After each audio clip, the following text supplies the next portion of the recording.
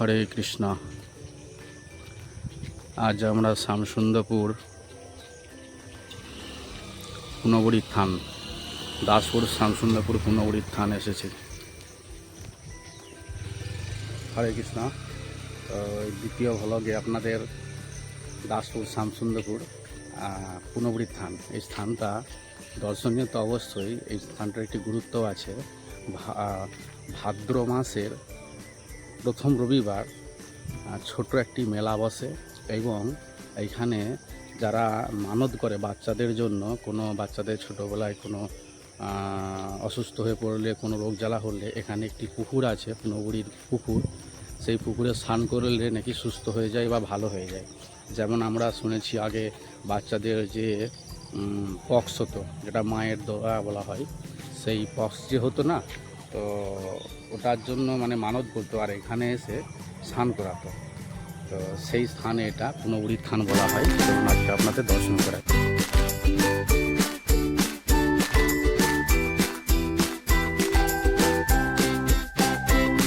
বাচ্চাদের খেলার জন্য।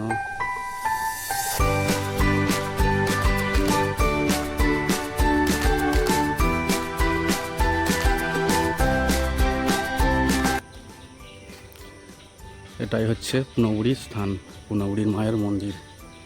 এখানে মন্দির হবে এখনো, আপাতত এটাই আছে।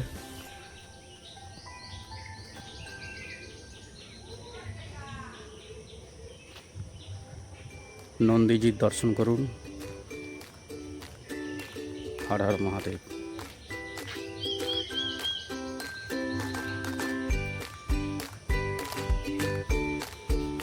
মহাদেবের লিঙ্গ।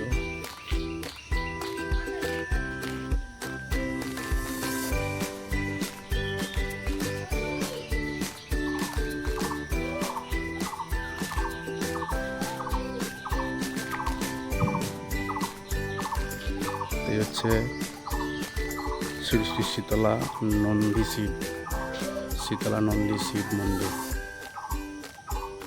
এখন দরজা বন্ধ আছে।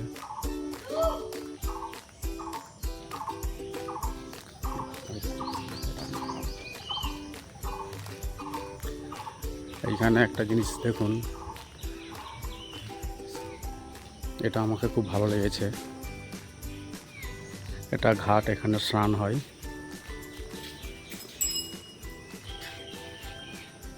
এই সেই পুকুর। ভাদ্র মাসের প্রতি রবিবারেই নানা জায়গা থেকে ভক্তরা সেখানে স্নান করেন।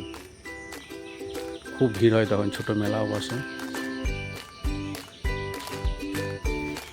আর এই লেখাটা দেখুন, শ্রী শ্রী পুনবড়ি মাতা মন্দিরে শীতলা নন্দ শিব মন্দির প্রতিষ্ঠিত হওয়ার জন্য সমস্ত দেশবাসী সাধারণকে জানানো যাইতেছে যে সমস্ত প্রকার বলি বন্ধ করা হইল।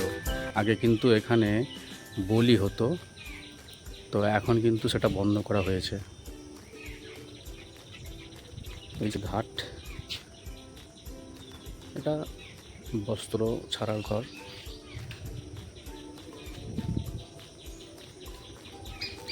এটা একটা প্রাচীন বট গাছ,